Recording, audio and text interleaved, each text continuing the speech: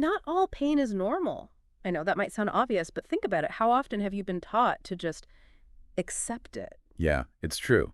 So today, let's spend some time decoding those crucial signals your body might be sending, the ones you really shouldn't ignore. Exactly, because pain has become so, well, normalized, hasn't it? Especially when we talk about women's health. Oh, absolutely. So many people are just pushing through, cramps, these flare-ups, or just feeling exhausted all the time. It really is remarkable. And how many times have you heard, maybe even said to yourself, oh, that's just how my body works? Right. It's such a common phrase, a common narrative. And honestly, it's one we really need to start questioning.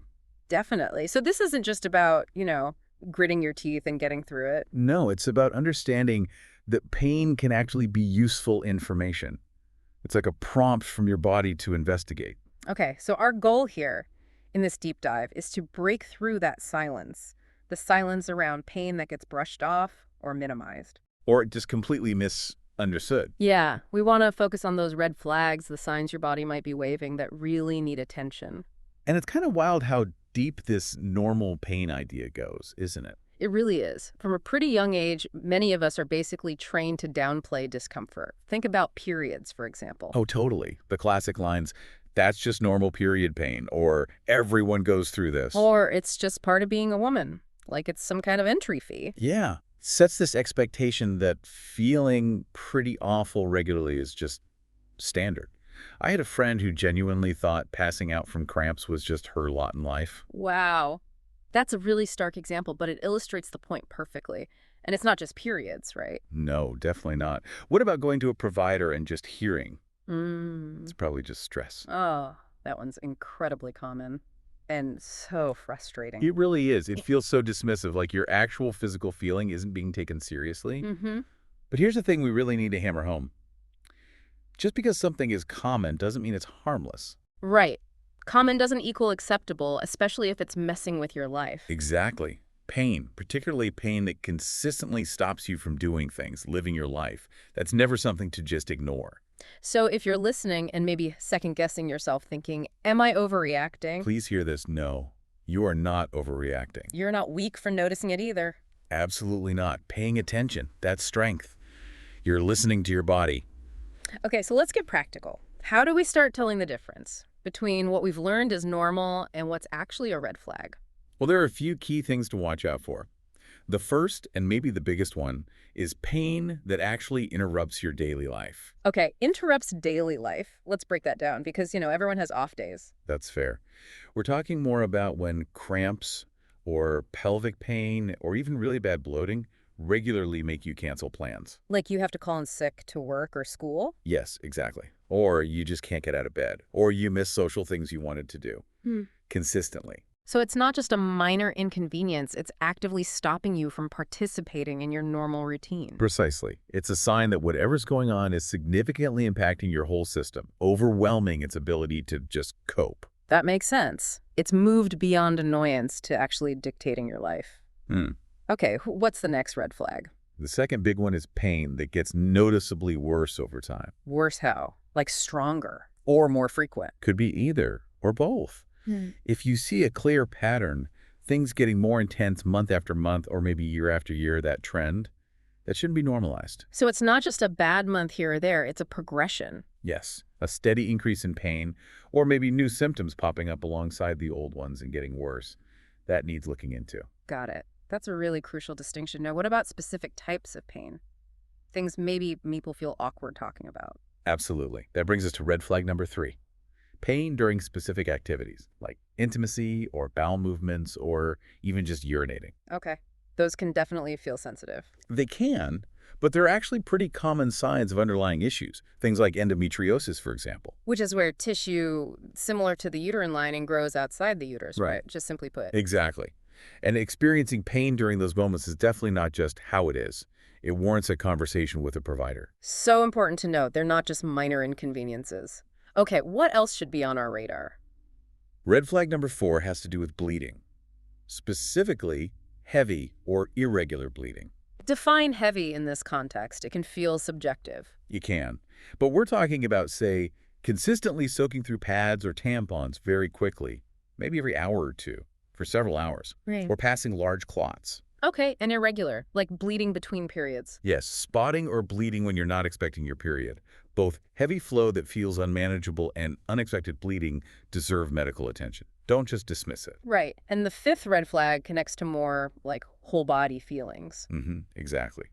Red flag 5 is about significant fatigue or nausea that seems tied to your cycle. So not just feeling a bit tired or moody, which can happen with hormonal shifts. No, we're talking about debilitating fatigue or persistent nausea.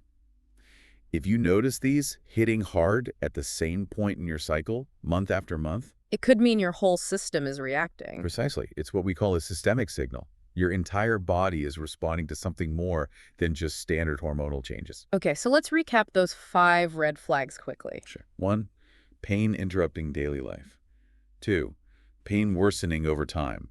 3, pain during intimacy, bowel movements, or urination. 4, heavy or irregular bleeding.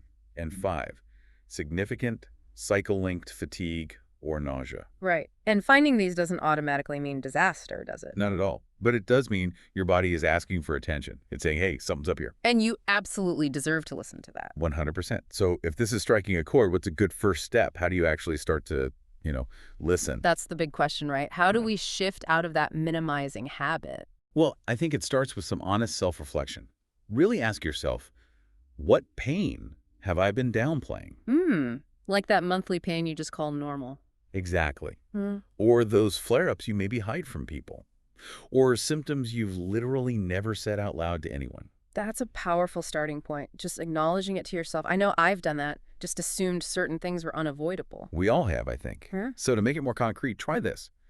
Actually journal about it. Write down the pain you realize you've been minimizing. Just get it out on paper. Yeah. The act of writing it can be really validating. It helps you truly honor what your body's been trying to tell you. I can see how that would make it feel more real, less dismissible. Okay, so you've reflected, maybe you've journaled. What next? The next really crucial step is sharing it. With who? A doctor. Ideally, yes. Talk to your healthcare provider, maybe a gynecologist. But even starting with a trusted friend or family member can be huge. Just articulating it is vital. But what if you've tried that? What if you feel like you have spoken up, but you were dismissed? That just stress comment again. That is such an important point. Remember, you have agency here. You really do. Meaning, you are allowed to seek out a provider who listens, who takes you seriously. Don't ever feel bad about getting a second opinion. Or even finding a completely different doctor or clinic. Absolutely. Find someone who partners with you. Because remember, pain is a message. And you don't have to decode it alone. That's really empowering. Now, speaking of tools to help decode things, we should mention the March Health app. Oh, yes. It can be a really practical tool in this whole process. It's designed to help you stop the second guessing and actually start making sense of your symptoms. So how does it work? What can you do with it? Well, you can easily log things like pain intensity, how long it lasts, when it happens in your cycle, all that detail. And track other things too, like the fatigue or mood changes we talked about. Exactly. Yeah. Fatigue, mood, digestion, anything else that seems connected. Right. And tracking this over time, it helps you see patterns. Patterns you can then take to your doctor. Precisely. It gives you concrete data to back up what you're feeling. Yeah. It helps you advocate for care that's actually based on your specific experience, Yeah. not just general assumptions. It provides clarity, basically. Structure for something that can feel really confusing. That's the goal. So if you're looking for an easier way to track things, to give your pain the clarity it deserves, the March Health app is definitely there to help you speak your body's truth. Because your pain story deserves to be heard. And understood. Absolutely. Okay, so as we start to wrap up this deep dive, let's circle back to the main point. Yeah, today was really about challenging that whole myth of normal pain, wasn't it? Particularly in women's health. Definitely. And the key takeaways. What should people really hold on to? Well, first, common does not mean acceptable. Just because lots of people experience something doesn't mean you have to live with it if it's debilitating. Right. And your pain is not imaginary. It's real. So real. And you are never, ever asking too much by seeking answers and wanting to feel better.